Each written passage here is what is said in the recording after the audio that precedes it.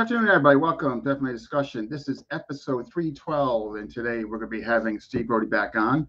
And today we're not going to be really covering his bio. We've already done that in previous episode. Today's going to be definitely more focused on him showcasing his cognitive intuitive knife program, and he's going to be doing a bunch of demos. So without further ado, I'm going to be bringing him up, and I'm looking forward to this. I'm a big fan of this program. Hopefully after you see this, you'll get an interest in buy his program. It's reasonably priced. I think there's fantastic stuff in there, which he's going to go over in much deeper than I can explain here. So without further ado, we're going to be bringing him up now. And he just disappeared, but he'll get back in. Good old technology.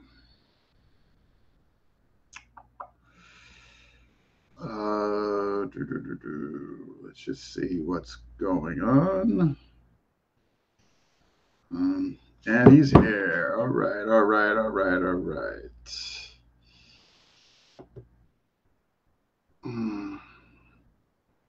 Okay. Hopefully he's going to come through. We just had him on, so there shouldn't be any issues. Knock on wood. But you just see here. Yeah, perfect. Yep, good to go. Yep. Okay, so as usual, we're grateful for the technology, but it's also a little bumpy. So if we disappear, Dan will just link us back in. Yeah, that's all. I think it seems I can't explain why, but it seems to, when I moved up or down, whatever, that seemed to disturb whatever is going on. But I think if we stay here, we should be safe, but we'll find out. But yeah, so I did the intro, and I referenced your program and all that. So before you get started, my first question is, why this program and what was the inspiration?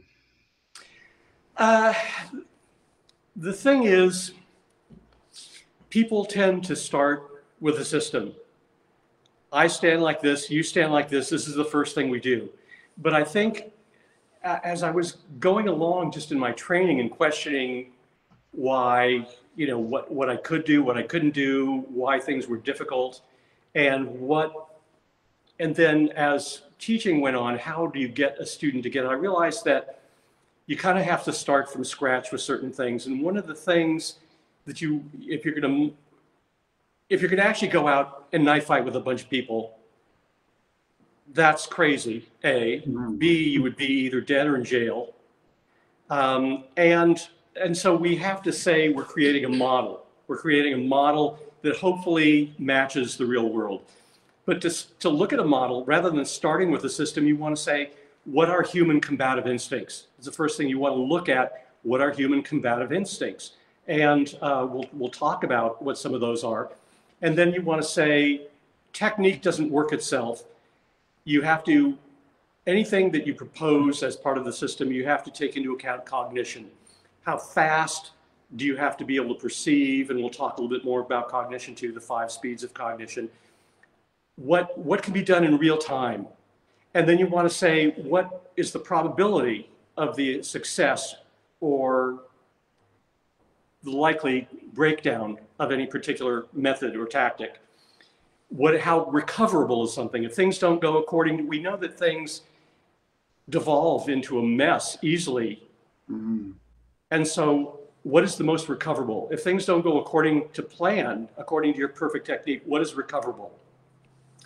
And then we also want to pan back a little bit and say the basic goals are, you don't want to end up in the morgue, duh. You don't want to end up in the hospital. You also don't want to end up in jail.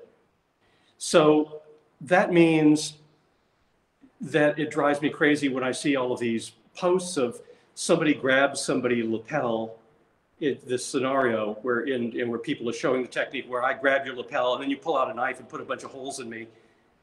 It's completely inappropriate, excessive use of force, and you would end up in jail. And if you didn't end up in jail, is that something you would be proud of? Oh, yeah. That's what I mean. Is it legally defensible, what you're doing? It's defensible. It's indefensible. So let's just talk about, for a moment, those 5 speeds that we always want to address. You have to have speed of perception. either seeing the offensive need or the offensive opportunity or the defensive need. It can be in the same moment, but you have to see something before you respond to something. And then there's a speed of decision. So if you have efficient responses that are you've cultivated, then you can have a more efficient speed of decision. Then there's speed of initiation. And this is something that is has to do a lot with stance. If your weight is back, as a matter of fact, let's go ahead and put the camera back there, Dan. We're jumping right into it. If my weight is not good, if I'm not in a good position, then I have to take. Then once I made my decision to do something, I have to get balanced and ready to move. If my knife is down here and I have to bring it up to initiate my cut, that's bad speed of initiation. So Dan Inosanto calls it being physically organized. So if I'm balanced and physically organized, then once I've made my decision, I don't have to waste time getting ready to move. Then there's execution speed, where you're actually fast, just the execution of the thing. And then finally, bringing it back to full circle alteration speed. That as I'm executing something, then, if I need to change up, can I change up smoothly? So that's the 5 speeds that we always want to have, because a technique without understanding how much speed it takes to physically do the requirements to do it, there's a likelihood of failure. Flip the page. Yes, absolutely. So it was always thinking back, instead of just saying, okay, here's a system, you want to say, how close to a model of reality is this? If we're working on drill, such and such a drill, is there a way that this is for a particular attribute, or is this what we would really want to do? So say counter for counter at close range, that's a real problem. So we want to start with the most recoverable thing. So first, let's just start. I just want to mention something about grip. Sure. That actually, I'm just going to grab this a moment. This is a Bram Frank drone. Thank you, Bram, for the drones. So when there's a certain amount of controversy. I want my thumb here because this feels good when you're actually cutting, to put your thumb there. But anybody that's done a bunch of sparring knows how easy it is to, knock things out just in a clash. So I want my thumb here. I want it forward. I don't, people say hammer and then there's forward. Well, put it forward and okay. I do go into the material with reverse grip against forward grip, forward against reverse. I go through these variations, but for the sake of simplicity today, we're just going to stay forward. And also because I think forward has the greatest advantage. I have the most protection for this. There's just a lot. Anybody that spars with reverse will notice there's a lot more trade cuts where we both end up cutting each other. So I'm just going to be referring today, for simplicity, with this. Okay. And then stance. Can you move? Can you comfortably move and change direction? How do you? And then that allows you, hopefully, the ability to control the range. So just before the range, we'll say that in terms of stance, I like to refer to Edgar Salite's 7 positions of high open, mid open, low open, central, low close, mid close, high close, but you're not in a set position. You're moving through these because it is easier, if I'm set and then I move, it is easier for my opponent to read that attack than if I'm going from movement to movement. So that's a general principle, that's a general, you could say, strategy. Then we want to talk about generalship. Who's controlling the nature of the fight? So this is Dan Southworth, my training partner, and he's studied my method more than anybody else. So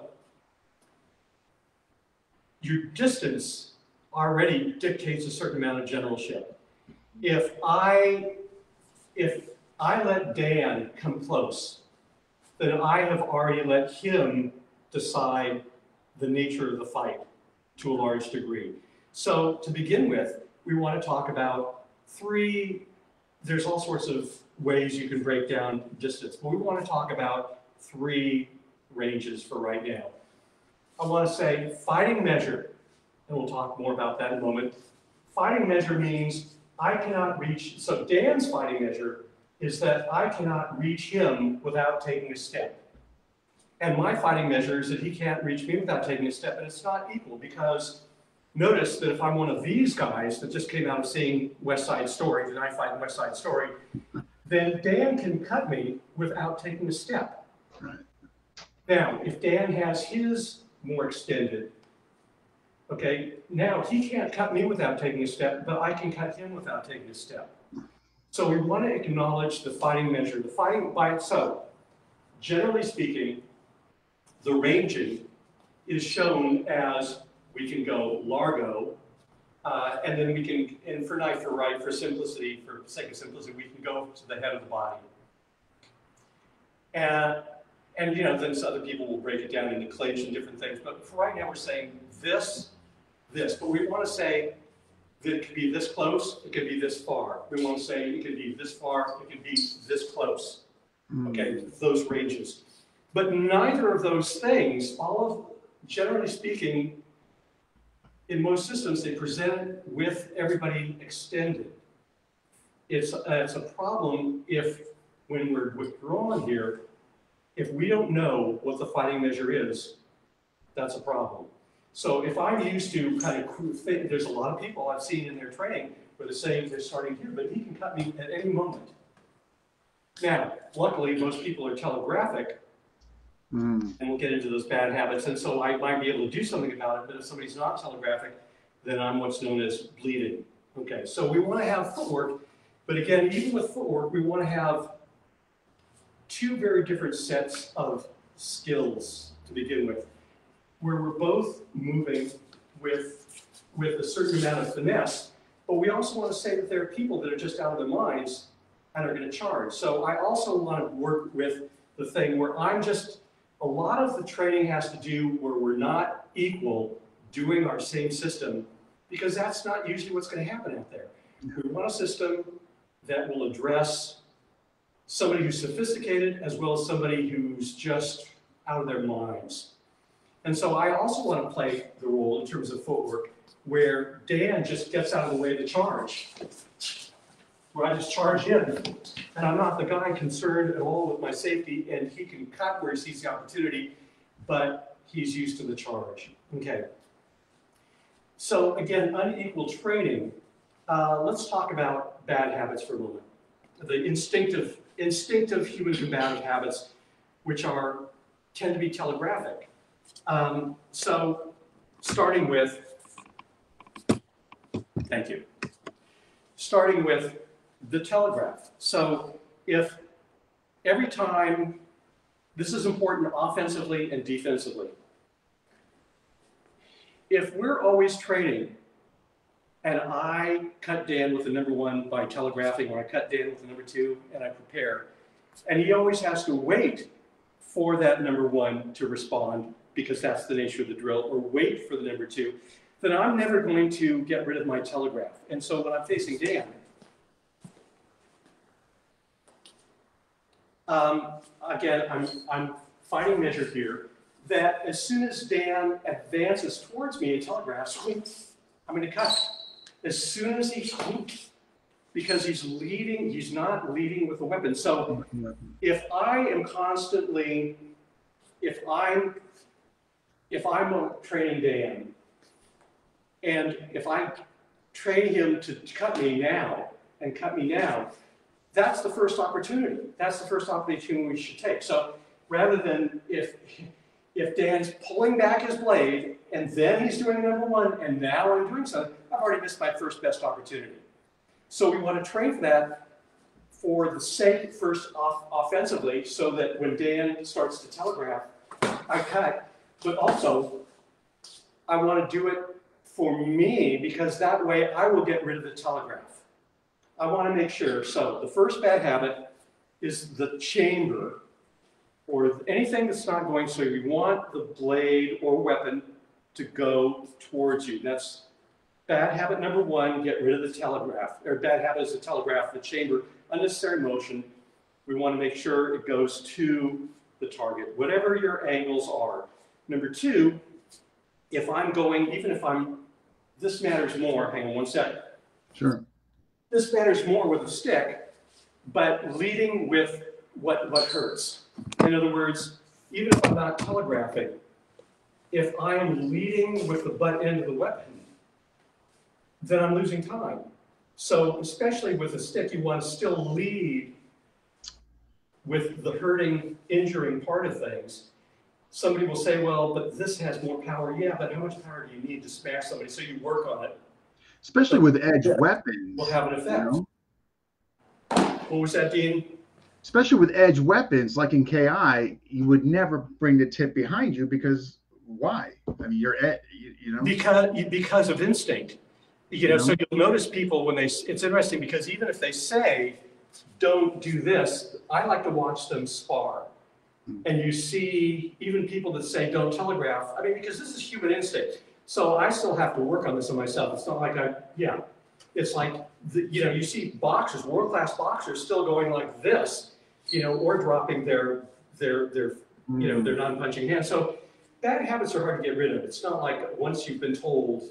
It's a work in progression, Yeah. So leading with the edge. So when I'm cutting towards Dan, I want to lead with the cutting edge.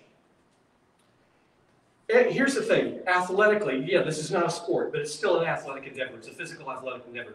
And that means since there's we want to gain every moment of time we can.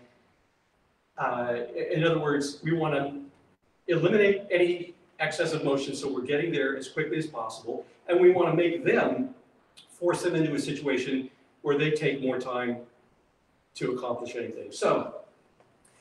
So not pulling back, leading with the cutting edge, and then not going excessively wide. Because again, if I go excessively wide rather than in a economical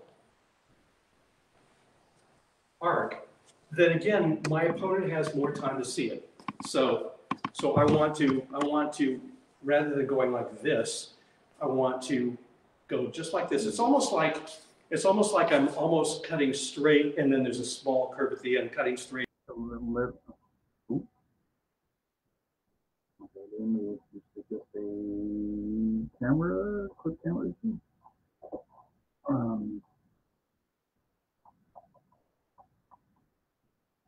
Okay.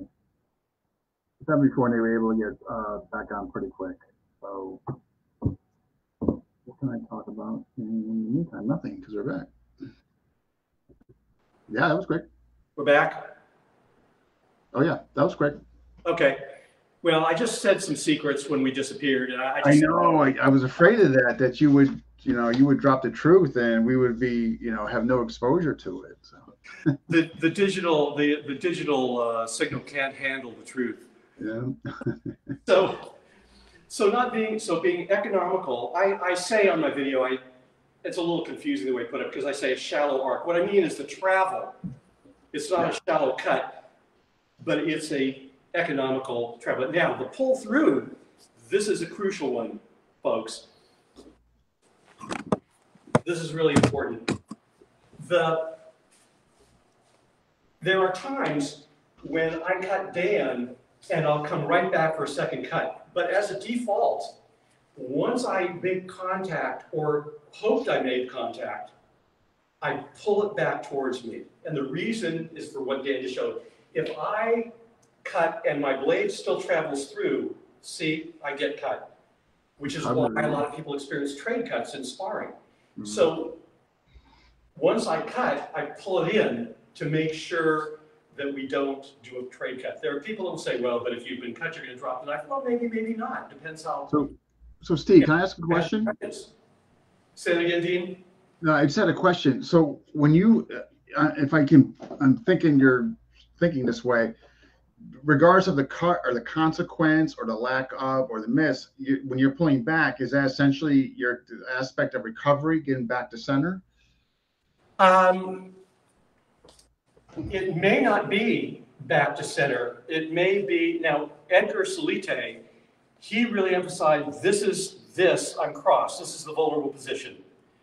As somebody who's attacking, you want to get somebody in this position so you can cut or hit them with a stick. The violation. So he would always bring it back out to here. You can also bring it back to center as a cut. So in other words, when I cut Dan, when he strikes me, I cut and bring it. There's another way to bring it back to center is with the second cut. We have drills on that I show on the tape, or how I choose to, I got to get out of the way, or wait, I see that I have an opportunity to go. But notice, again, this economy is really important. So freeze right here, Dan. Now, we don't like to stem at all because this isn't going to happen. But for the sake of purpose, if I go cut through like this, by the time I get there for my second cut, Dan's not going to be there, or he's going to be cutting me. So I have to make sure it's not an easy thing to do, that there's a drill by which we try and develop the power, but the economy of motion, so that when I cut him, that I can cut. And again, he's stepping in to cut. Right now, what we're not doing is showing that he's stepping in to cut, and I'm moving there. Because again, that's the easiest thing to do and the most safe. So in other words, when Dan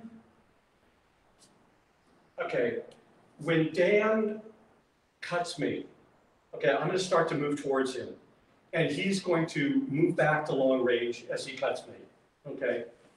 Well, he didn't get his cut in, but he's still unbleeding, okay? The problem is, so again, coming back to Largo, it's the most recoverable. We talked about recoverable and safe, things go according to plan.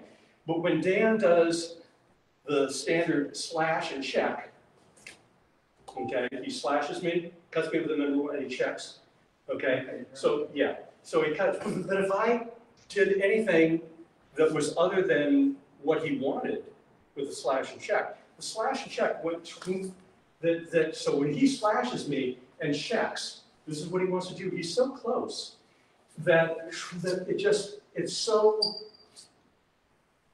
If I'm doing anything deceptive, anything other than what he wants me to do, then it's much harder to recover. And so that's a problem with medium. There's a time and a place for medium. So, again, going back to the economy of motion, the 5 bad habits, the follow through should be, rather than following through here, as soon as I reach the point of contact or intended contact, as a default, I pull it back to my body because, again, I'm recovering. And I'm not giving them my center line is another way to put that. And then finally, to add to that, I want to make sure, and this is a very JKD thing, because in the JKD striking, you don't step and then strike. Your hand leads the movement, although if you move your hand and foot at the same time, that's not a problem. But the main thing is, I don't want to step, because again, I've given my opponent time to see it. So I want to make sure that my blade, that things move in unison. So those are the thing. Now, we apply the economy of motion to all the angles, however you want to make the angles. And I like to say 5 as well as high 5. And then we want to talk about targeting for a moment. So as we've mentioned, the longer targets, there are a lot of people that feel that your goal is with a knife fight is to be fatal, to kill somebody. That's not true, because I want to disable somebody. The good news for this is that it's the most available thing to do. It's also the most legally defensible. It's also the least vulnerable, because you can see anybody that's been involved in the knife thing. We've seen security videos where there's a bouncer and he's dealing with a guy with a knife, and the guy stabs him. The bouncer knocks the guy away and keeps the white guy. And then after a few moments, the guy expires, is grim. But the point is that these things that are fatal are very often not immediately stopping. And if I have stabbed Dan and it's fatal, he's still got adrenaline flowing, and he's going to make sure that it's fatal for both of us, best he can. So our targeting works our way in from here. Again, wrist. Fingers are better than nothing, but we want to get the tendons. The tendons, again, the targeting is very specific. I'll go into more specifically, but again, forearm, brachialis, bicep, here. There are certainly times where just in a clash, it's possible that we just end up here, and this happens to be the thing that I can get. But that's not my goal. My goal is to disable somebody rather than kill them. Now, somebody coming from a military background in kind of military conflict, that they're going to change the context of things a bit. But right now, we're talking by and large to a civilian crowd. Yeah, civilian, right? Okay. And we want to say, we want disabling targets. That's our primary goal, not fatal targets. People assume that it's about fatal targets, and they don't distinguish between disabling and fatal. Okay. Any other questions at the moment before I go into the timings? No, I mean, if you want me to save this one, I was definitely what I enjoyed when you were explaining about, far as, moments in time where I reference is gaps. In other words, like, okay, there's the gap of time where you're perceiving what's coming at you. How long is that taking you to process that? From that gap, how long is it taking you to process, to defend, to intercept, to cut, what have you? And then, the threat, dealing with it, the aftermath. And I just find that fascinating that you touch on that, because one, it's music to my ears. I don't think it's nearly enough addressed as a whole, among other things that you mentioned, with not leading with this. You know what I mean? Like, whether, regardless of the weapons in your hand, this and all that. And I know what you mean. It's a constant refinement, working those things to make sure you don't do them. I mean, I hold myself accountable, as well. So I think on the sparring section of the video, I show some interactions, because there are things that come out that I didn't even see. I didn't understand what was happening intuitively until I played it in slow motion.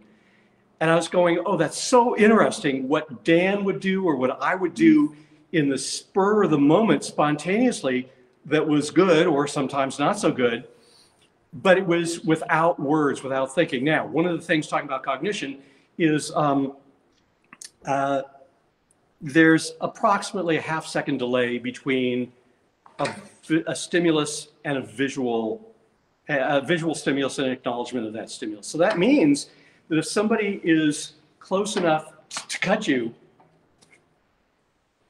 in a half second or less, then there's a good chance it's going to get there. So people assuming that you see something as soon as it starts or are able to respond, it seems the way our brain works, it feels like we see things immediately, but there's this half-second delay.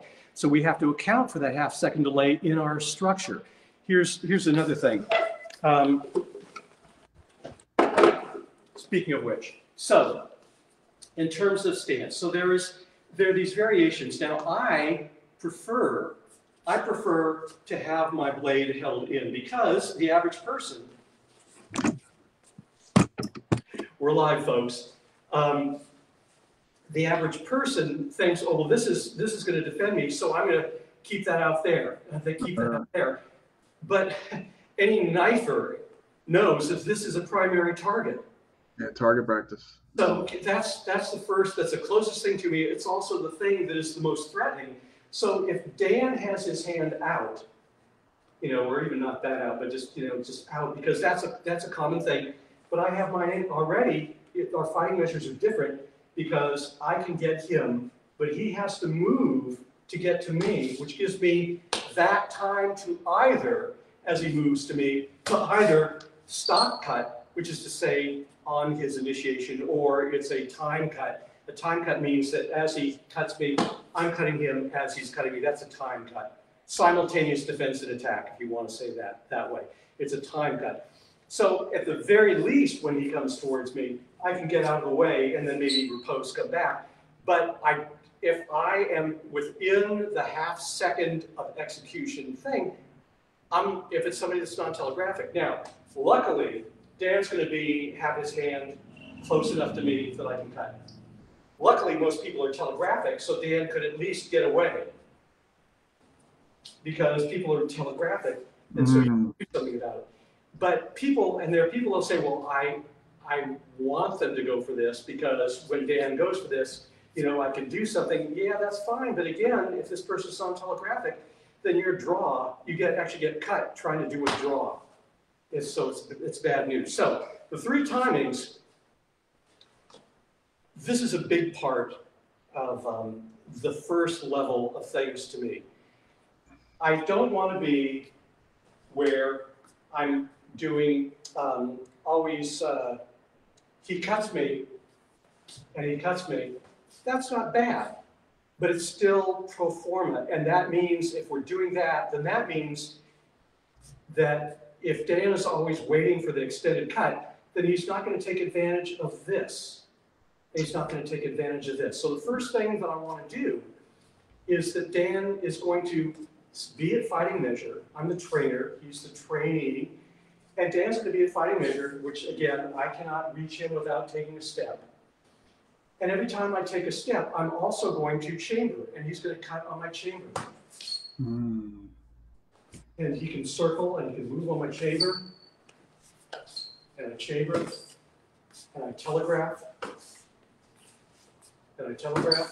So right now, we're just keeping it there. Again, if it's appropriate, when Dan comes in and cuts me, if it's, there's the second cut, again, we can add that. But first we have to get a first cut before we do a follow-up cut, decide if there's a follow-up cut important or not.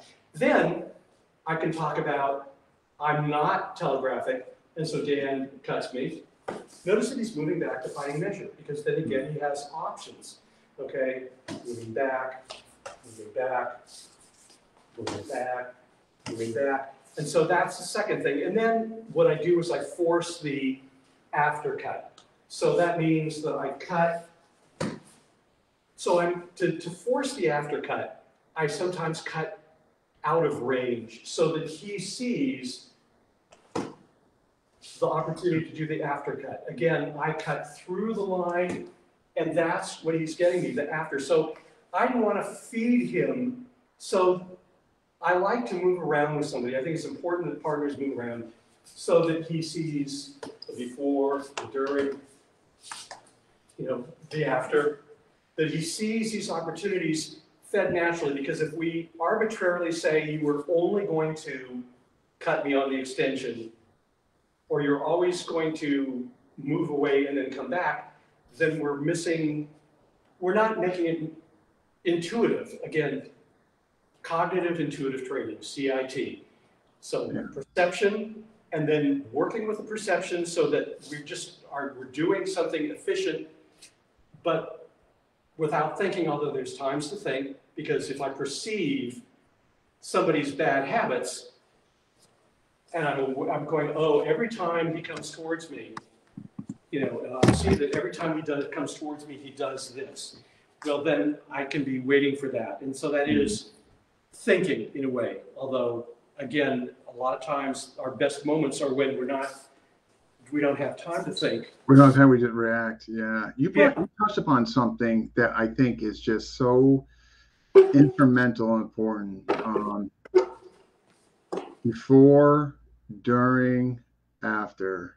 Again, I don't know if that lens is looked at a lot. I've been fortunate enough to get that lens through David Gould, similarly. But I don't hear that a lot. You know what I mean? I'm not saying it's not, others don't do it. I don't want to jump to that conclusion or make that statement. But I don't know.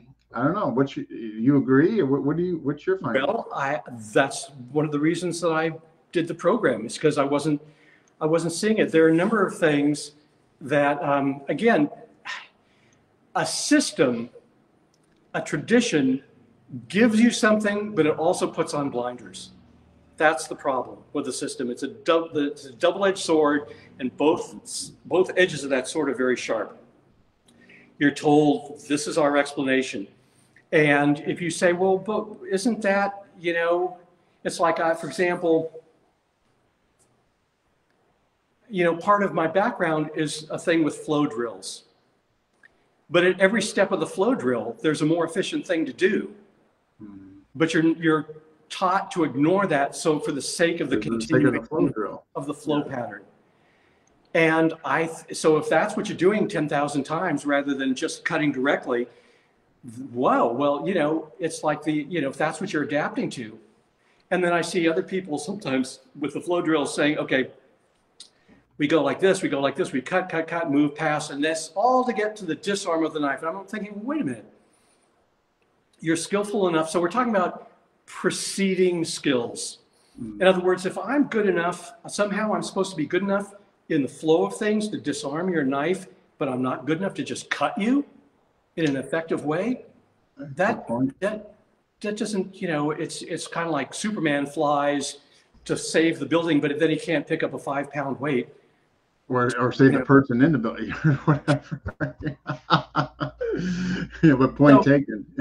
So it's like, is the flow drill, I understand it's good to learn how to flow, but ideally we want to flow with stuff that we would really do. So there are timing and response drills that I want to be able to flow, and I want to flow, but I also want it to be with material that is as close to what we would really want to do as possible. And so, yeah, if you're supposed to be able to do all this disarm stuff, but yet you weren't able to just cut somebody and move away. And so let's talk about checking for a moment and the role that checking plays in what I like to do. So here's the basic idea. Largo, the long range is the most recoverable, the most feasible, and if you have some economy of motion deceptive tactics, you're going to be way ahead of the curve in terms of what's the greatest likelihood. But stuff happens. And so we want to say that checking, it's not like checking can't work or you should never check, but it has to be a have-to thing. Because again, if Dan does the standard check and slash and check, if he does that, then anything I do that's not what he wants is a problem. So it has to be relegated to a have-to thing. So we do a drill. And one of the drills is that again, for room limitation, maybe moving around a little bit more, Dan is going to cut me at Largo. You're the good guy. He's the good guy. He wins. He cuts me at Largo. He cuts me at Largo. And he cuts me at Largo. And then I'm forced my way in. And that's when he has to check.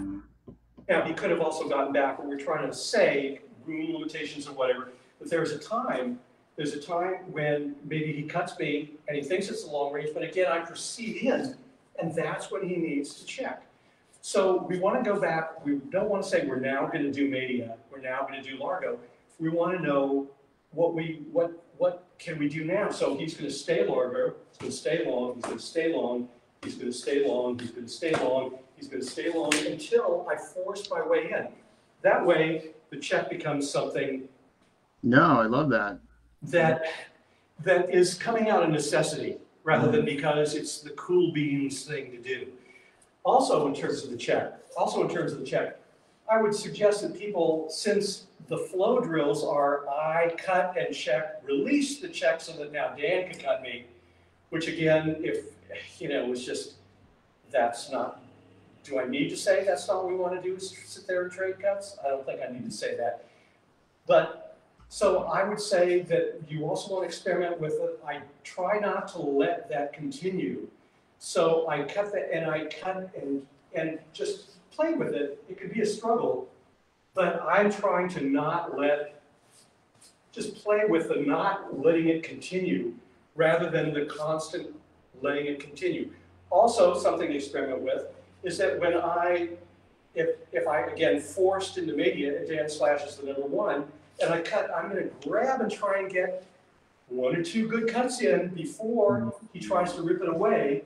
and I'm still going to try and manipulate this hand and hold it on because I want to hold on to this blade. Again, we can talk about at a certain point later in the curriculum about stalemate and how we deal with stalemate and things like that. But again, if you're going to teach your kid to drive, you don't go in on day one and say, okay, Tommy, good, this is the first day, it's going to be really exciting because what I'm going to show you how to do is four-wheel drifts and emergency driving. What you do, you teach them how to stay on the road and make it as unexciting as possible. So they don't have to go into the other stuff. You know, so I would say that, again, rather than just being a cooperative, I want to say, okay, how do I make this not cooperative? And again, notice that I'm not doing cut, big, I'm going cut, and then hopefully, and then I want to be able to manipulate his limb and just to play with that, the non-cooperation. Okay. There are thrusts, and thrusts are important, but again, thrusts tend to be, although you can work on the accuracy to actually do thrusts at long range to a hand. I think, do that, see how well that works, how accurate you can be. But thrusts are generally for the head and the body. And so thrusts are important, and it's important, obviously, to be able to deal with them. But again, we're going to try and first deal with them long range and with just the long range thing. There are also, so there's slashes, there's thrusts, there's also really important stop hacks. So when I'm facing Dan, a stop hack can happen because one of the things we want to address is recta.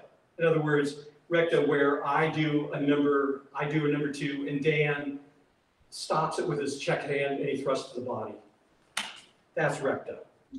So we want to know that that is a possibility. So we play with, I just feed slowly any of the numbers, and at a certain point, Dan does a recta, and I do a stop hack. In other words, I bring my knife down to there. I don't want to slash through because that still might happen. So I want you to know that sometimes there's a stop hack, and then we can continue from there, and there are various possibilities. But so hacks are actually an important thing. Again, we're really editing. There's a lot of there's bridging methods. For example, that when Dan does the number one, where I bridge and do things, and I want to talk about why you would do that. Again, it has to be a specific kind of timing rather than the thing that you want to do, because when I'm facing Dan, Dan's going to bridge. Dan bridges. Okay. The problem is that when Dan bridges, it's so vulnerable to a cut. So, which brings us, so we've talked about the force check. The force check can be,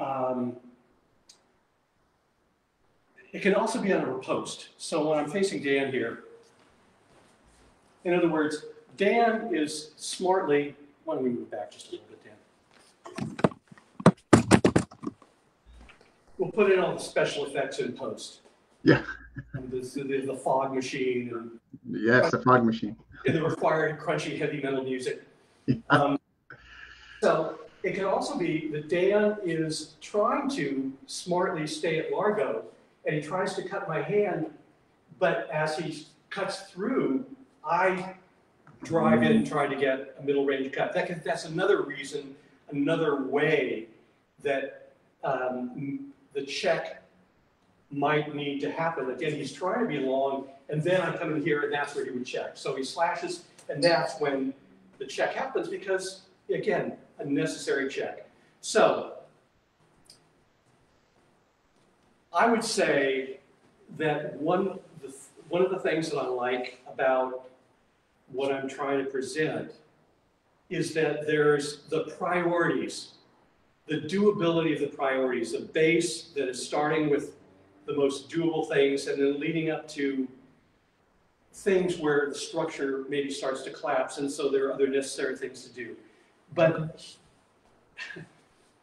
I'd say that the thing that is the most useful and most needed to be addressed and is the least addressed thing is counter time.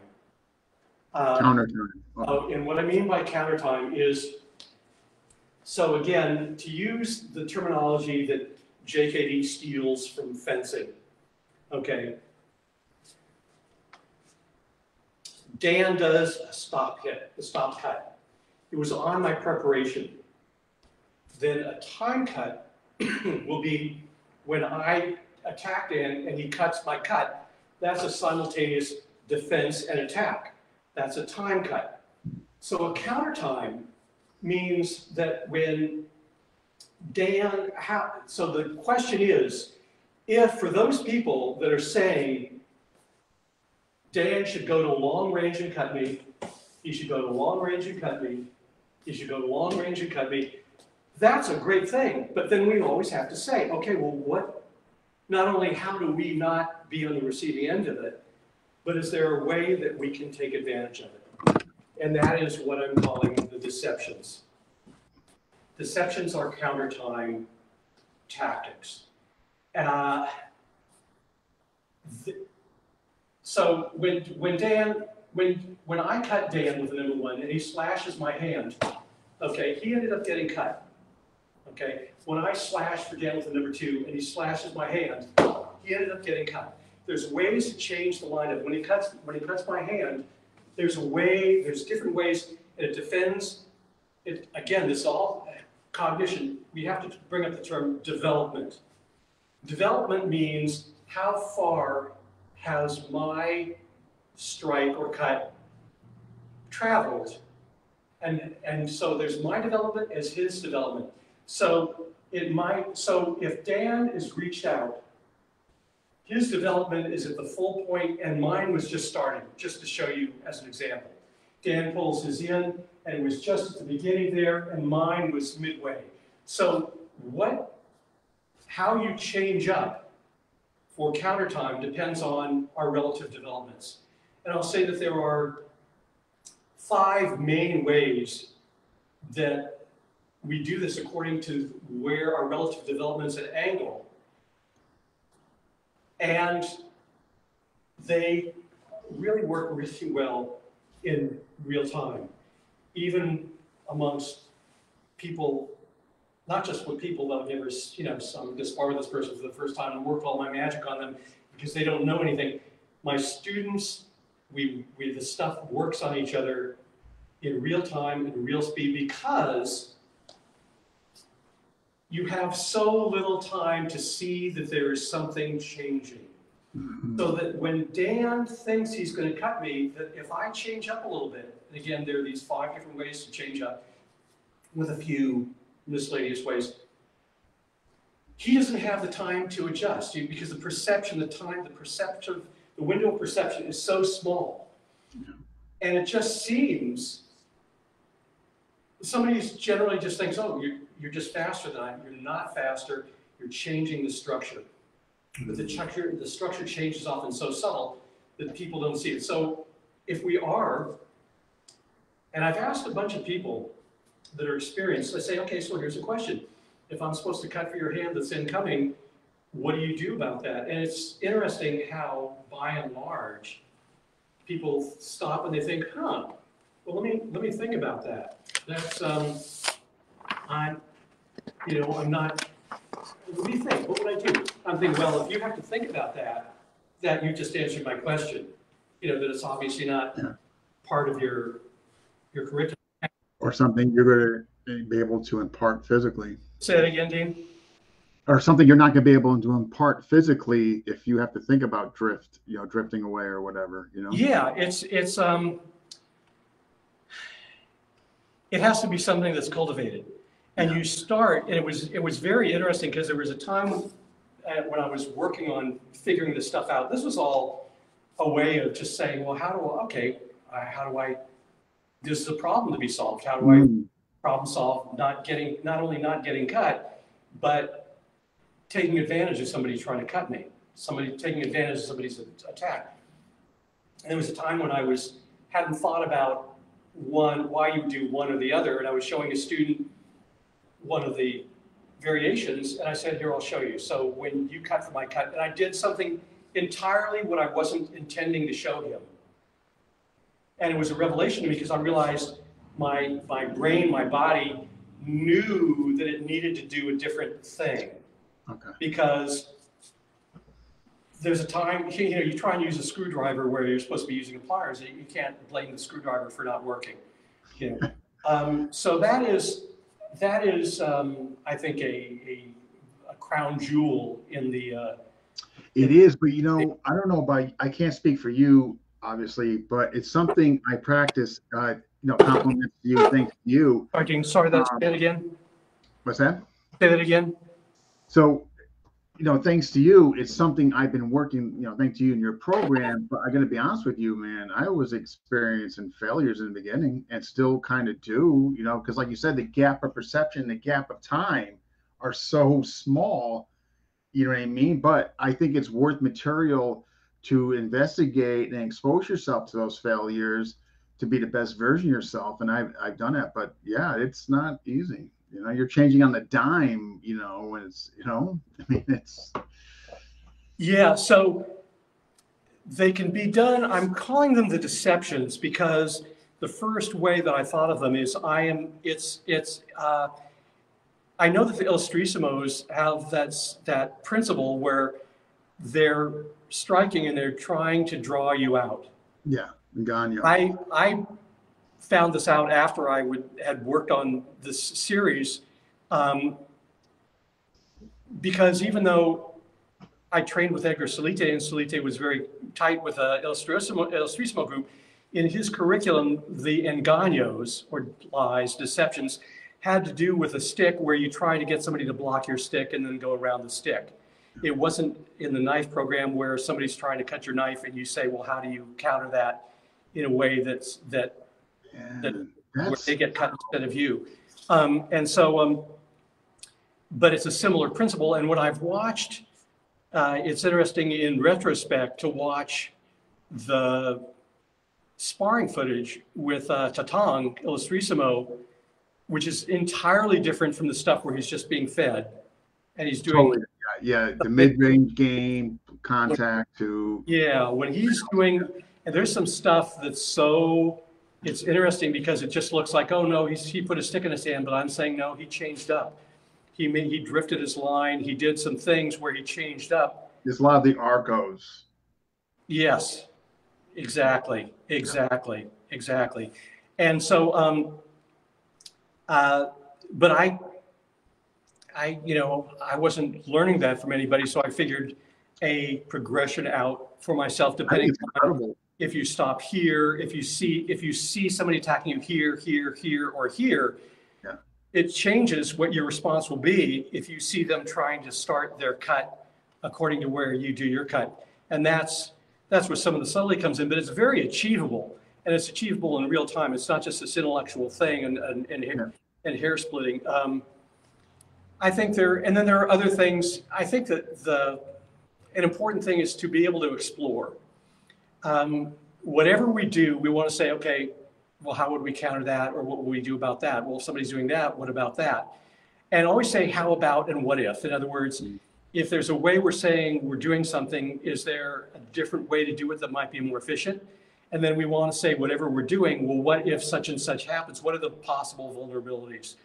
I don't go into groundwork with a knife. Other people do that. That's great. My stuff is about stand up. I do talk about stalemate. I do talk about knife retention. There's so much stuff out there about empty hand against knife. I don't have anything novel to say about empty hand against knife. So I talk about holding on to my knife against empty hands, knife retention, which is something that would be, again, talking about legal context. Home invasion, having a knife, that's completely fine. If somebody's attacking you with your knife and you take the knife and you manage to survive and actually take a knife away, and they're continuing their attack because of the latest drugs possible, right. Bath salts plus, and they keep the attack, then you want to be able to maintain your blade, and how do you do that? So exploring all the traditional ways that knives are, most of the traditional ways that knives are disarmed, and how do we counter that? So That's, you know, and again, I do work with ice pick and through the deceptions with ice pick. By the way, again, deceptions, if I am intending to draw you out, it's also but they still work, the structure still works. If I'm sincerely trying to cut you, but then I see that you're starting to cut me, how do I change up? And then also a certain amount of them can be done static. In other words, just somebody's trying to attack your position, and how do you, again, not just evade the cut, but make sure they're the one that's cut in their attempt to cut you. So that's kind of a nutshell overview. Any questions out there amidst the... I'm going to check, but that was, I mean, that was outstanding. Folks, there's two parts to Steve's program. I highly recommend. They're reasonably priced. You basically just saw what he does, you know, kind of a brief overview, but I purchased both. I go back and look. I mean, I'm not saying by any means I'm a pro what he's showing, but I put a concerted effort in and found benefits and results. I just want to see if I've not missed any questions. We gotta give Dan a big thank you too. Dan, your tech guy. Dan Southworth is trained with a bunch of people, and he has his own background. He's been training with me for years. He's worked with me longer than anybody else, and understands my pedagogy, my approach to teaching and training. Yeah. You know, better than anybody else. But, you know, although there are some people that have really worked with the system, but so I really appreciate his his efforts. You know, he's really he's a pip. Yeah, there's a bunch. I mean, tell you, a lot of comments. People really enjoyed what they're seeing. Come on, isn't there anybody being snarky? No, honest to God, nothing but accolades and a couple of comments on my shirt. Thank you, Sean. And oh, we got Mark Hollick here. Okay. But no, folks, questions. If you got them, ask them now. No, great. I mean, nothing but positive, complimentary. Yeah. Good. Well, you know, everything can work and everything can fail. And we just want to, we want to, aliveness physically and aliveness mentally. I never get bored teaching this stuff because it's based on actual responses in the moment. And it's like you don't know it's not gonna be the same. Nothing's gonna replicate, generally speaking. I mean, I mean, an argument here. You're the way I like to put it is you're kind of like surfing the moment. You're learning to surf the moment, And somebody says, those waves, literally. You've been surfing for years, aren't the waves? No, every wave is a little bit different. No. And it's a way of seeing, am I being in the moment? And how's my attention? Am I paying attention well? Am I not paying attention well? Where did my attention flag? Do you know if your attention flagged because, you get cut? And so, it's even though this is not JKD, there's a very heavy JKD analysis and a JKD principle here in terms of aliveness, in terms of broken rhythm, in terms of trying to deceive your opponent and take advantage of every step that you're trying to jeet, essentially, intercept. You're trying to constantly intercept in the most efficient way possible. And that's, that's just a no. I did go with a question in here, Steve.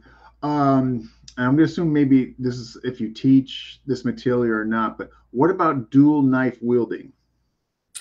Dual knife wielding, I think it's, I now and then I've heard about people that carry 6 knives on them. I got my rig. And I'm thinking, okay, first of all, that's a pretty dark worldview. And secondly, if you actually got into trouble and you pulled out 2 knives, you'd have a hard time saying that you weren't looking to get into a knife fight. Is that legally defensible? I don't know. Even so, I think that it's good to work with, I think that just for the sake of possibility, it's good to work with a knife in the left hand. It doesn't have to be equal to your right, but you have to be functional with your left, if not equal. And left against right, right against left, left. I think that it's good to do two knives just for the sake of, skill training and the whole what if. I'm not that concerned with it. I think that it's good to be able to do that and know how to do that without cutting yourself. Just to do it if there was a situation to not end up cutting yourself and coordinating your hands. But I don't think that it's the most, again, according to probability, if I go out and if I'm carrying a blade, I have a blade on me. And so don't see how I would end up in that situation, but I don't think that's a bad thing to do just for skill training. For practice, yeah. I mean, I sometimes just to enhance my attribute development, I'll have guys, I'll have one knife, then they have two, just to, be on the defense of that and experience that. And like you were saying, offensively play around them so you're not cutting yourself, getting the coordination down and that's definitely helpful. The other thing is too, there's all the variations. There is two knives up, two knives down, one up, one down, reverse of that, and then the same with the other person. So that makes it a bunch of different positions. Configurations changes. And it's just where it's good is it increases your cognitive load. It increases the reason that training would be recommended is because you have to be able to pay attention to more things, your right hand, your left hand. And if they have two knives, right hand, left hand, so just for the sake of cognitive load, it's good. If you're a juggler, I start with one ball. Yeah. Two, now three. Now I'm up to a chainsaw, a bowling ball, and a feather. And a sword. Man, I'm just everybody, I tell you, people are loving it. I teach privately 1-to-1 in Los Angeles. Yeah. So if there are people that actually are in Los Angeles and want to do training, I'm available for training. I'm going to post the link. In touch with here as well. Seminar, and then in the meantime, the streaming video is out there. I want to post the link though. So it's vimeo.com/on-demand/Steve Grody Martial Arts. But if that's too much to remember, then if you just put into your browser Vimeo Steve Grody, you'll get there. It'll come up. Okay. So here's some of the feedback, which I thought was again nothing but complimentary. All right. So we got I like it. Terry Joven, Brian Rodriguez, good material. Danny Terrell, excellent job. Eric O'Brien, awesome stuff. Great principles. Jamie Aguilar, great information. Mr. Grody, thank you for sharing. Is it Mr. Grody? I like to emphasize that. And but nothing but, I mean, that was fantastic. As a matter of fact, folks, I just want to make everybody aware. I contacted Steve. I wanted to know if he wouldn't mind being the guinea pig for this, where folks had been on previously. We would bypass their bio and they would just showcase their material. And I consider this an absolute success. Steve said he would do it. And I think this was fantastic. So I appreciate you, I guess, being the guinea pig. If you appreciate me, what? Being the guinea pig for this. Oh, well. Where it's just, I'm honored to be the guinea pig, be the center of the pig roast. Yeah, no. I thought you guys did incredible. Yeah, great. I thought it was well done. Obviously, you guys planned this and coordinated the time. I mean, what it was inclusive. I thought it was so well done. So well done. Good. I had some notes up to try and keep me on track because I love to digress. No, I know, but usually your digressions are usually really good too. So I try to make relevant digressions. Yeah. Okay. But thanks, I appreciate it. Thank you. Yeah, and a big thank you to Dan. Is Dan there? So Dan. Yeah, Dan, come on in here. Dan, you can pop in. So Dan made it possible. Dan was very instrumental in the tech issues and all that. So yeah, Dan's the calm, cool, collected, knowledgeable person here. Yeah. He doesn't yell at his phone or his computer. Oh, good. I might have to take them up on some of that training. I think Steve is one of the most premier instructors in FMA. I too agree, Terry. I just think he needs to put himself out there more on social media. People need to. I am planning a new series of video material. I am planning on doing my this general kind of thing, but applied to stick. I'm going to do a thing that, even though Sinawali is not the most relevant real world skill, there's a way of making it much more alive than it's usually presented. I would do something in some volume, maybe included with a two-handed stick and staff. I am planning on redoing, revising some of my essential self-defense material, my Filipino empty hand material, some of it, and actually doing a volume 5 on trapping called actually Advanced Trapping, which has to do with how you can simplify things and still get the same results. So when any of that comes out, I'll let you know. Yeah, would you be willing to do something on spotty dagger or punty dagger? Do something on what? Punty dagger or spotty dagger, long and short? Possible, but not the most likely. Okay. We can talk. Yeah. No, yeah. I mean, the way you present stuff, I thought that'd be really neat. There's a way that I think that's a good approach to it. Although I can't start any conversation with all of the knife and dagger life and death fights that I've been in have ended such and such.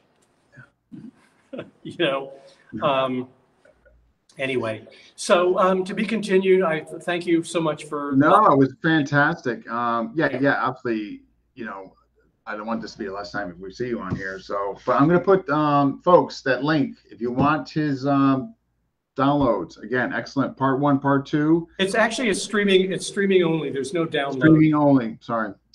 That's okay. That's kind of the way of the world these days. Yeah. I'm going to actually quickly look up the link. I'm going to copy and paste it on here so folks can see it and check it out. But all right. Well, thank you. Thank you. Wonderful. Appreciate it. Thanks. All right. I'll be talking to you soon. Okay. Sounds good. Take care. Hi. What happened there? Oh, I don't need to hide. Why am I hiding? What? There we go. I don't know why it does that sometimes. But yeah, I was really happy with that. Again, this is going to kind of be the future of what we do. We get folks that have been on before, and they just showcase their material. The interviews are going to be shorter. It's going to be just pure demos. So if you've been on before and you have an interest in doing this, please reach out to me. This is an opportunity. You can showcase for an hour what you do. So take advantage of that. We won't need to go into your bio because you've already been on.